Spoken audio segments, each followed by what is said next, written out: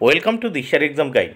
প্রিয় ষষ্ঠ শ্রেণীর পরীক্ষার্থী বন্ধুরা, তোমাদের জন্য এই ভিডিওটিতে আমি আলোচনা করতে চলেছি ষষ্ঠ শ্রেণী অর্থাৎ ক্লাস 6-এর দ্বিতীয় পর্যায়ক্রমিক মূল্যায়নপত্র 2025 এর বাংলা বিষয়ের প্রশ্নপত্র।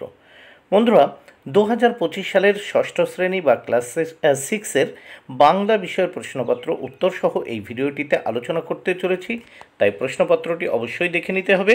প্রশ্নপত্রটি সিসিই পদ্ধতি অনুসরণ করে তৈরি হয়েছে। পূর্ণমান 50, বিষয় বাংলা, সময় 1 ঘন্টা 30 মিনিট।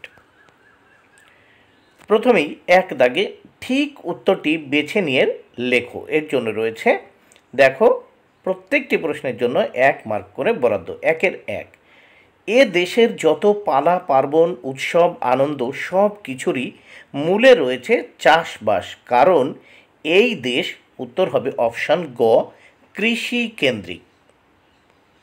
1-এর 2 নম্বর প্রশ্ন, বাঘ জননী ছেলের কাজে লজ্জা পেয়ে তাকে নিয়ে গেল, উত্তর হবে অপশান ক, সজনেখালি। 1-এর 3 নম্বর প্রশ্ন, দুঃখবাদী কবি নামে পরিচিত, উত্তর অপশান ক, যতীন্দ্রনাথ সেনগুপ্ত। 2 নম্বর প্রশ্ন, নিচের প্রশ্নগুলির উত্তর লেখো যে কোনো 6টি। প্রত্যেকটি প্রশ্নের জন্য 1 মার্ক করে বরাদ্দ। 2-এর 1, সাঁওতালি দেওয়াল চিত্রে কোন চিত্র ফুটে ওঠে, উত্তর সাঁওতালি দেওয়াল চিত্রে সাধারণত নানা রঙের রেখা, ত্রিভুজ, চতুষ্কোণ প্রভৃতি জ্যামিতিক নকশা থাকে।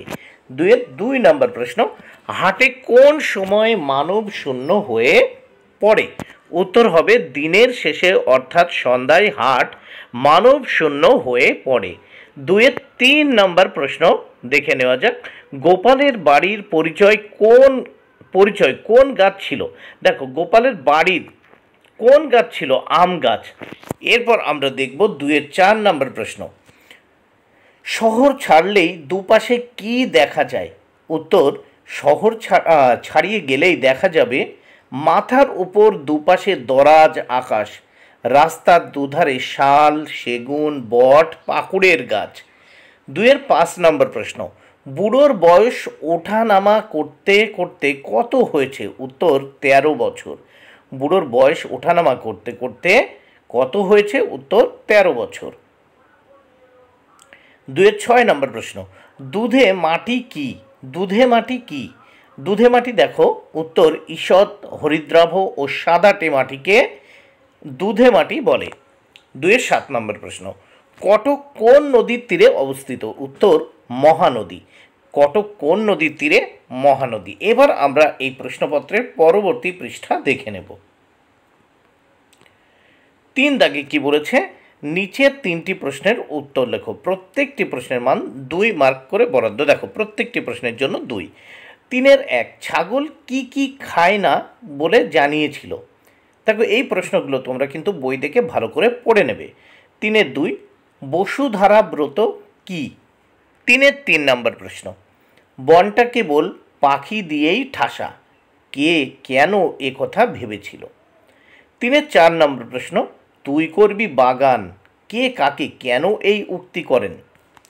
4 দাগের প্রশ্ন, নিচের প্রশ্নগুলির উত্তর লেখো। দেখো, এখানে প্রত্যেকটি প্রশ্নের জন্য 1 মার্ক করে বরাদ্দ। 5টি প্রশ্নের উত্তর করতে হবে। প্রথম আমরা দেখে নেব 4-এর 1, আশা, আ তালিবা সহায়কার আশা, অথবা দেখো আ দন্ত সহায়কার, এই শব্দগুলির অর্থপার্থক্য লেখো। প্রথম আছে আ তালিবা সহায়কার, এর অর্থ কি হবে, এই আশা মানে হচ্ছে আকাঙ্ক্ষা, আর আ দন্ত সহায়কার, এই আশা মানে হচ্ছে আগমন। 4-এর 2, বিভক্তি কয় প্রকার, উত্তর দেখো বিভক্তি 2 প্রকার। 4-এর 3 নম্বর প্রশ্ন, উপসর্গ যোগে একটি শব্দের উদাহরণ দাও, উত্তর দেখো অনাযোগ বৃষ্টি, কি হবে, অনাবৃষ্টি। 4-এর 4, উচ্চারণ শব্দটির পদান্তর করো, উচ্চারণ শব্দটির পদান্তর করো, উচ্চারিত। 4-এর 5 নম্বর প্রশ্ন, দিয়ে অনুসর্গ যোগে একটি বাক্য গঠন করে দেখাও, উত্তর হবে কি, আমি কলম দিয়ে লিখি। 5 দাগে কি বলেছে দেখে নেওয়া যায়, নিচের যে কোনো একটি বিষয় অবলম্বনে অনুচ্ছেদ লেখো। 5-এর 1 একটি পুরাতন জলাশয়ের আত্মকথা। 5-এর 2 আছে তোমার আনন্দের উৎসব। বন্ধুরা, ভিডিওটি ভালো লাগলে অবশ্যই লাইক কমেন্টে শেয়ার করো। Thank you very much. Keep watching my channel and my video.